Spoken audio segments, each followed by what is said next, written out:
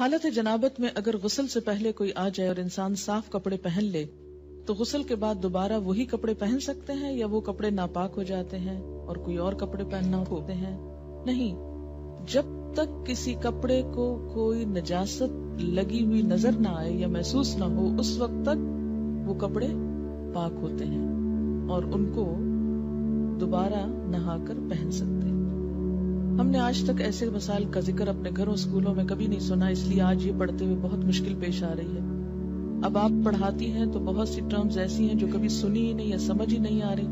مثلاً احتلام کیا ہوتا ہے، یہ ٹرم تو کبھی اردو یا انگلش میں سنی ہی نہیں، لا حول ولا قوت۔ تو کبھی اردو یا انگلش میں اس طرح مزی ویٹ ڈسچارج کیا ہوتا ہے، میں ان میرڈ ہوں شاید اس لیے بھی چیزیں مجھے سمجھ میں نہیں آ رہی۔ نہیں، مزی اور احتلام کا تعلق میرڈ یا ان میرڈ ہونے سے نہیں ہے۔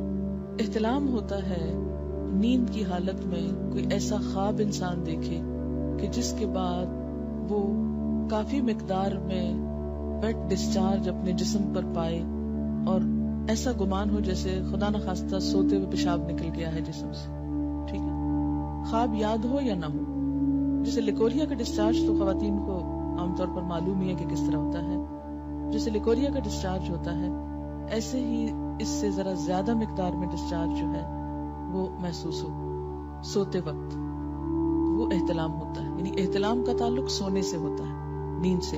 ایک صحابیہ ہیں، وہ حضور صلی اللہ علیہ وسلم کے پاس یہی مسئلہ لے کر آئی، کہنے لگی، اے اللہ کے رسول صلی اللہ علیہ وسلم، کیا عورتوں کو بھی احتلام ہو سکتا ہے؟ یعنی عموماً یہ مردوں کو ہوتا ہے لیکن کیا عورتوں کو بھی ہو سکتا ہے؟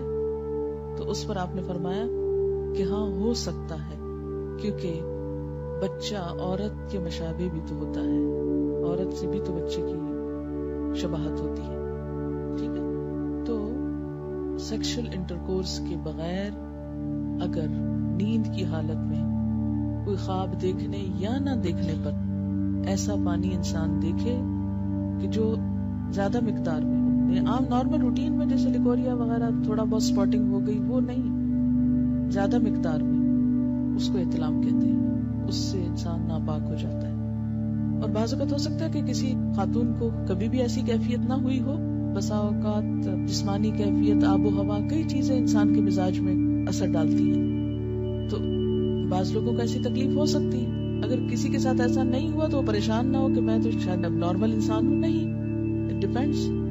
مزی عام طور پر لفظ جو ہے یہ ویٹ ڈسچارج جیسے لیکوریا ہوتا ہے ایسے ہی ہوتا ہے، لیکن یہ جاگتے ہوئے ہوتا ہے، یہ نیند کی حالت میں نہیں، یہ جاگنے کی حالت میں ہوتا ہے۔ اور اس میں عموماً ایسا ہوتا ہے کہ مثلاً کوئی ایسا سین آپ نے دیکھا ہے ٹیلی ویژن میں، یا ایسی کوئی کتاب پڑھی ہے، یا کوئی بھی ایسی چیز کہ جس سے جسم کے اندر خلل آتا ہے، یعنی انسان کے ایموشنز جو ہیں وہ ڈسٹرب ہوتے ہیں، تو ایموشنز کے فرق سے یہ ڈسچارج ہوتا ہے۔